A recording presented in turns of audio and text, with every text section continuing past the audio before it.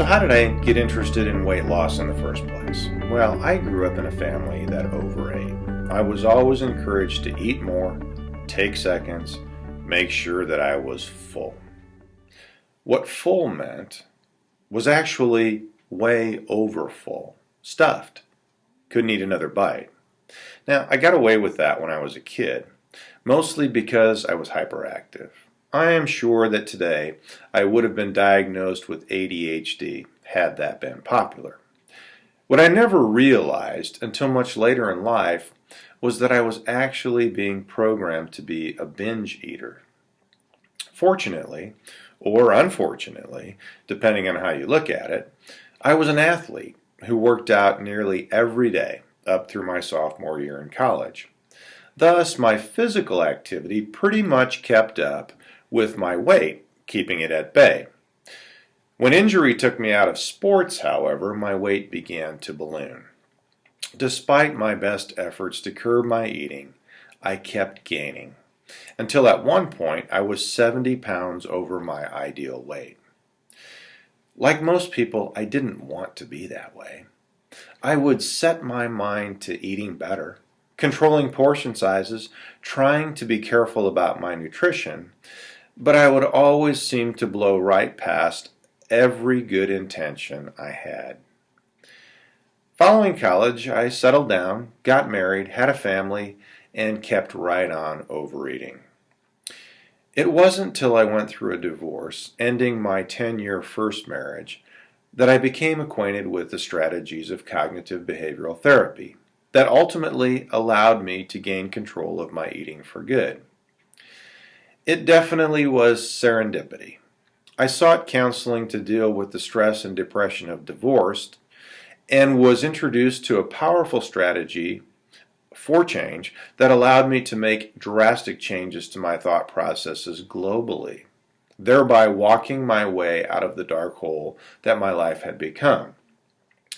As it so often goes with learning the process of change, I began applying that to all areas of my life that needed a bit of attention, including my eating habits. I quickly realized that I didn't have an eating problem or a weight problem. I had a thinking problem. Once I went to work on reprogramming my thinking about all things connected to food, I found almost immediate success. When you drop 70 pounds, people notice and they ask questions. Now, being a teacher by nature and having an altruistic spirit by heart, I got a real kick out of showing people how to do something that is very difficult to do. One thing led to another, and I found myself enrolling in a master's program to become a professional counselor, and that really set me on fire. Learning about the process of change from the inside and all of the science involved ignited my passion for teaching that process of change even further. Naturally, weight loss became a topic of interest in many of my counseling sessions, which stands to reason when you consider that 2/3 of Americans are overweight. Success breeds interest, and people talk. Soon people were seeking me out for help specifically for weight problems, and the rest, as they say, is history. Today, a sizable portion of my caseload is clients interested in learning once and for all how to manage their weight. Most of my clients have failed at every conceivable method for losing weight ever invented, from Weight Watchers to bariatric surgery and everything in between. And they all have finally come to grips with the fact that there is more to it than just starting a diet and hitting the gym, or even having a radical surgery. My methods have very little to do with teaching nutrition, counting calories, or learning portion sizes.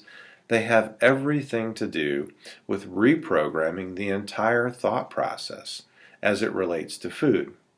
There are no tricks, no tips, no shortcuts, just reprogramming the brain, a tedious process that requires specific sequences and strategies that must be practiced.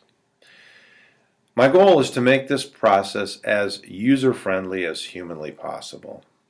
On the videos in this series, you will find the steps and the tools to reprogram your thought process entirely. Remember, weight issues are not an eating problem. They are a thinking problem.